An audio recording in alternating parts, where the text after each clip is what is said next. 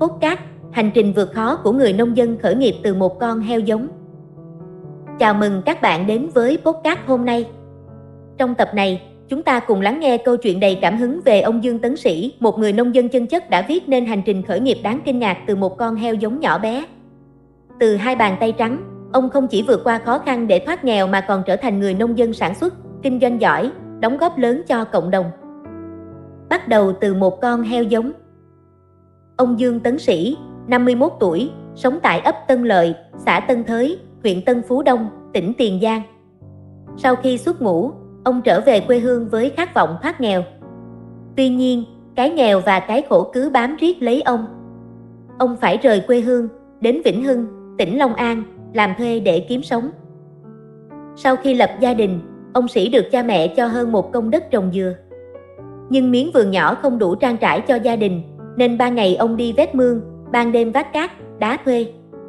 Đó là những ngày tháng cực khổ, nhưng cũng là lúc ông nung nấu ý chí thay đổi cuộc đời.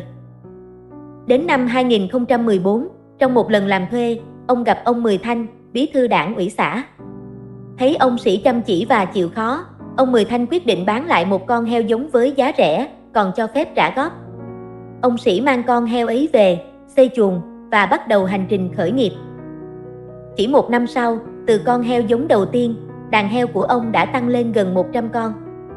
Nhờ sự kiên trì và tính toán cẩn thận, ông không chỉ gầy giống thành công mà còn học cách giảm chi phí bằng việc tự nhập thức ăn chăn nuôi và bán lại cho các hộ xung quanh.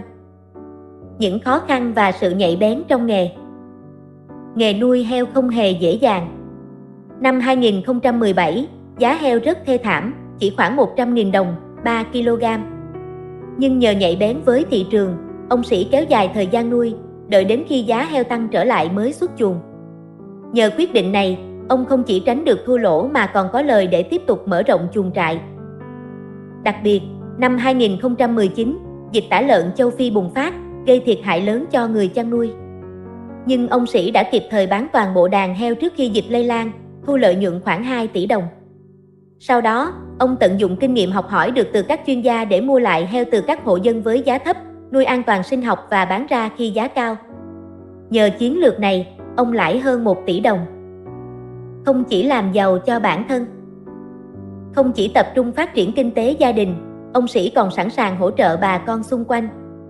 Ông đầu tư từ heo giống đến thức ăn cho khoảng 30 hộ dân trên địa bàn, thu hồi vốn sau mỗi lứa xuất chuồng và chia lợi nhuận theo tỷ lệ thỏa thuận. Nhờ đó, nhiều hộ chăn nuôi đã vươn lên thoát nghèo. Năm 2020, xã Tân Thới được công nhận đạt chuẩn nông thôn mới. Là giám đốc hợp tác xã dịch vụ nông nghiệp Tân Thới, ông Sĩ đã giúp các hộ dân liên kết sản xuất, bao tiêu đầu ra, đảm bảo bà con an tâm chăn nuôi. Đóng góp cho cộng đồng. Ngoài việc làm kinh tế, ông Sĩ luôn tâm niệm rằng sự thành công cần được chia sẻ với cộng đồng. Ông tích cực tham gia các hoạt động xã hội, hỗ trợ xây dựng quê hương. Những đóng góp ấy đã giúp ông trở thành một tấm gương sáng trong phong trào xây dựng nông thôn mới. Sự ghi nhận xứng đáng.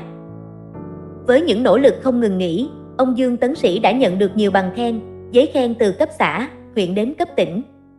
Ông cũng vinh dự nhận bằng khen của Thủ tướng Chính phủ, một minh chứng rõ nét cho sự thành công từ ý chí và nghị lực phi thường. Câu chuyện của ông Dương Tấn Sĩ là nguồn cảm hứng lớn lao, minh chứng rằng từ những khó khăn lớn nhất, nếu có ý chí và lòng kiên trì, chúng ta hoàn toàn có thể vươn lên làm chủ cuộc đời. Cảm ơn các bạn đã lắng nghe podcast hôm nay.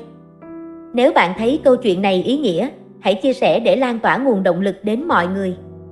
Hẹn gặp lại các bạn ở những tập tiếp theo.